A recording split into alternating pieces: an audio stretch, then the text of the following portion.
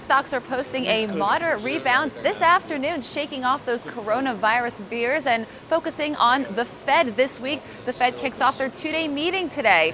They are expected to leave rates unchanged tomorrow. Now, we are expecting Brexit to happen at the end of the week, and there are fears about the UK leaving the EU. The pound in focus today. On that note, the pound's under pressure. Short positions below 130.40 are favored, with targets at 129.80 and 129.60 in extension. Now the euro dollar's downside prevails and the dollar yen is in consolidation. Moving on to Bitcoin. The upside prevails as long as 8,944 is support.